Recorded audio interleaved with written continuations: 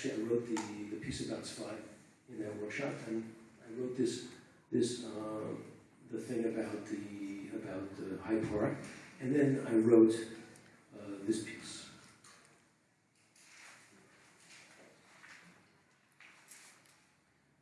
Joel would pass out a different poem every day. Seamus Haney's poetry, and in this day, not a complete poem. We got the complete poem later, but this was a prompt, a writing prompt.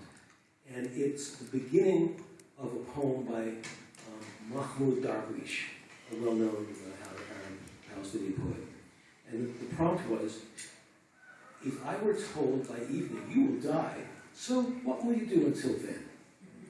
And everybody wrote a response. And I would say everybody in the class wrote about their ideal last day of life. You know, exactly the music they would play, the places they would go, the people they would write to, the documents they would select for preservation, and, you know, all the important things that they would do to prepare for death. And I really didn't get it. Why they? Well, this is what I wrote. Very simple. First of all, I'd asked you where you got that news. You used a passive voice.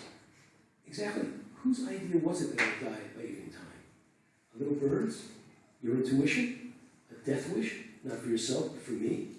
That's too harsh. Let's suppose a medical professional informed you. In that case, I would say, let's get a second opinion.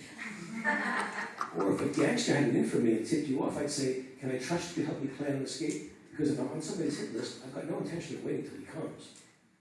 I might have to tell you that you're lost. If you're feeling depressed and want to bum me out, to take the heat off yourself, go fly a kite. That might make you feel better. Here, I've got some string in my closet. Don't like sarcasm? The bearer of bad news can't expect a royal welcome. Let me tell you. Thank you. That's good. After hearing like 28 responses about people's ideal day, when I came up with this very simple, first of all, I'd ask you where you got that news. Everybody cracked up. I mean, I could have milked that line for 5 minutes. It's like nobody had thought of that. But I knew because I heard a story of Reb Shlomo once. And this is a story he told at a meeting of the Ways Gathering. It was called by Yogi Bhajan. It was about in the 80s. And Yogi Bhajan was terribly concerned about nuclear holocaust, nuclear proliferation. And he wanted to get all the gurus together and teach about it, and, you know, get people to offer their prayers and their kavanah, their political action skills, and put an end to this fear and this danger. So I was there, Reuven Levy was there, Yehudi was there, a bunch of the Chaver was there, Shlomo was there, and I think it was Shabbat, we did a Shabbat service, we did there. And then later on, somebody pulled Shlomo aside. It was from a film collective called Pass One that was located south of Market. He said, Rabbi, could we interview you? So Shlomo got into this makeshift studio, which was like a soundproof room in the middle of all of this. And it was just him and the crew. But I like kind of crouched outside the door, and I wanted to hear what he would say.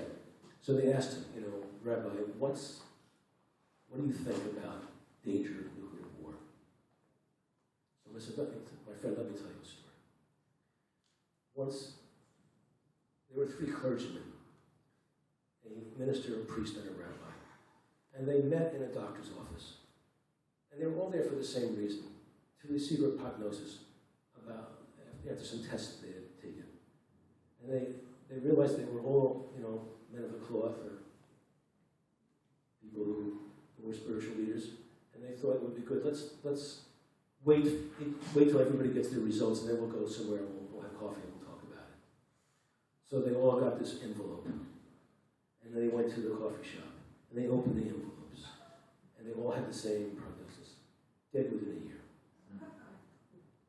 Serious matter. Oh, I said, boy, wow, it's heavy news. Well, what are you going to do about this? You know, and now you know you have a death sentence. You know, in the last year. So they turned to the minister. What are you going to do? The minister said, you know, I've been pastoring my congregation for 30 years, and I think I've neglected my wife a bit during that time. The needs of my cognites sometimes took precedence over the needs of my family. And I think I owe it to my wife and myself to do something that we put off for far too long. We're going to take a round-the-world cruise. We're going to visit all the places we've always wanted to see, the wonders of nature, the historical sites, the great museums, the great cathedrals. And after a few months of exposure to the wonders of the world that I've been unable to see till now, I'll be ready to die. Well, that's very admirable. What a wonderful idea. And what about you, Father? What are you going to do? The priest said, I've also, been involved with the cares of my parish for many years, and I think it's time I prepared to meet my Maker. I'm going to retire to a monastery, and I'm going to do the Stations of the Cross.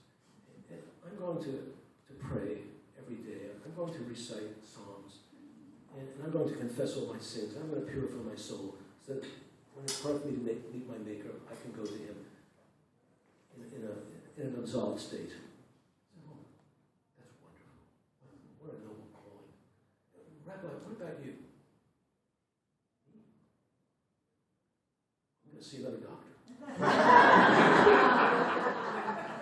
So that's the story Shlomo told. And as soon as I heard this prompt, I said, well, of course. Why do you believe this guy? Somebody told you. Oh, come on. But everybody believed it. They just swallowed it, hook, line, and sinker. And they had all these wonderful plans for dying. They're going to have one really lively day before they have to go. What about the rest of your life? Okay. So then, to take this more seriously, I wrote this poem somewhere along the line. It's called A Bequest Upon My Death. And I included it in a little volume I just put together called Teva, The Spirit of Nature. And I have a teaching from the second Sanhedrin. He who saves one person, it is as if he saved the whole world. Each person contains within himself an entire cosmos. Returning to the world which bore me, the womb which convulsed and expelled me, the hands into which I flew, the breasts which nourished me, the heart which loved, the arms that protected, the soil from which we both sprang. In different times, different eras. My death, the end of an era, returning to the world which bore me.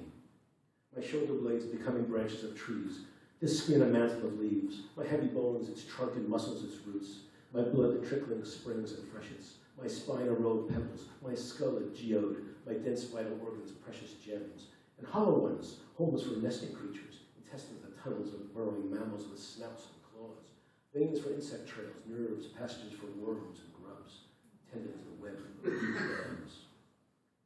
Pumping heart the swift current, lungs the bellows, whipping the tall grass and reeds, hands the tenacious vines and tendrils, ribcage the hidden valley, pelvis the cave behind the waterfall, carved out by freezing mountain streams, my penis an icicle melting